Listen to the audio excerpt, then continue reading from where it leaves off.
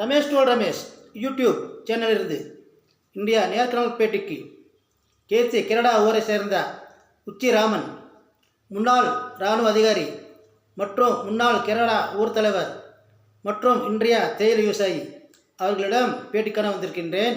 ஐயா வணக்கங்க. ஐயா வணக்கம் ஐயா. எப்படி இருக்கீங்க? நல்லா இருக்கேன் ஐயா. நல்லா இருக்கீங்களா? நல்லா இருக்கேங்க. சரிங்க. நீங்கள் இந்த இராணுவத்தில் இருந்தீங்க இல்லையா அதிகாரியா? நீங்கள் எத்தனை வருடம் நீங்கள் பணியாற்றினீர்கள்? 40 வருடங்கள். 40 வருடங்கள். அப்போது உங்கள் சேவைகள் எப்படி இருந்ததுன்னா? சிறப்பாக இருந்தது. சிறப்பு இருந்தது.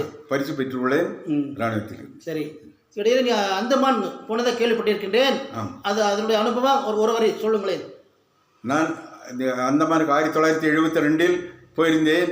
அங்கு 4.5 வருடங்களாக இருந்தேன். குடும்பத்துடன் இருந்தேன்.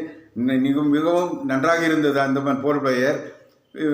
பிறகு சென்னைக்கு மாற்றப்பட்டு வந்தேன். வந்துள்ளேன். சரி. இன்றைக்கு ஓய்வு பெற்று எத்தனை வருடங்கள் ஆகின்றன? இப்பொழுது ஓய்வு பெற்று 25 வருடங்கள் ஆகின்றன. 25 வருடங்கள் ஆகின்றன. இன்றைக்கு உங்கள் மூப்பு எவ்வளோங்கய்யா? அதான் வயதா 85. 85 நடந்து கொண்டு இருக்கின்றது. பரவாயில்ல. கடவுள் புண்ணியமாக இன்றைய அளவிலும் சின்ன வாலிபல் போர் நீங்கள் காட்சியளிக்கிறீர்கள் எங்கள் சேனலுக்கு. பரவாயில்லை, கடவுள் அருள். அடுத்ததாக தேயிலை விவசாயி, அதை பற்றி கொஞ்சம் கூறுங்களேன். நான் ஓய்வு பெற்ற பிறகு தோட்டத்தை பார்க்கின்றேன்.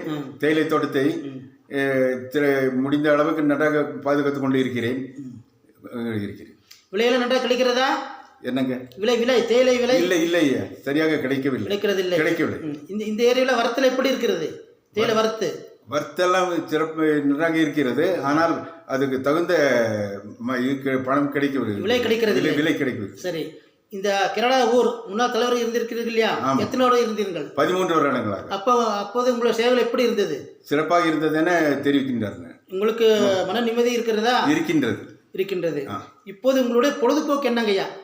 பொழுதுபோக்கு தோட்டத்திற்கு போகிறேன், வருகிறேன். மற்றும் கோயில் குளத்து எங்களது இது பயணி கோயில் இல்லை.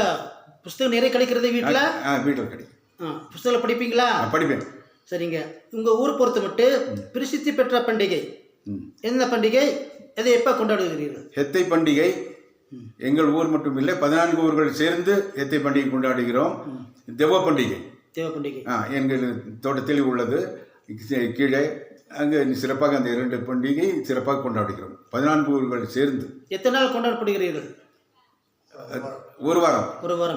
கூட்டம் வருகிறது ஐயா? சிறப்பாக கூட்டம் வருது. நீலகிரியிலிருந்து அதிக கூட்டம் வருவது இந்த 2 பண்டிகை. அன்னதானம் பண்ணுவீங்களா?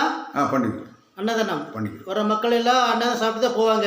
அந்த அளவுக்கு பிரசித்தி பெற்ற கோயில், நல்ல பெயர் போன கோயில் கேத்தி. ஓகே, சரிங்க. ஏன் எங்கள் சேனலை பற்றி என்ன நினைக்கிறீங்க? சிறப்பாக நடக்கின்றது. மீண்டும் நான் இதற்கு மேல் சிறப்பாக நடக்க ஆண்டவனை பிரார்த்திக்கிறேன். சரிங்க.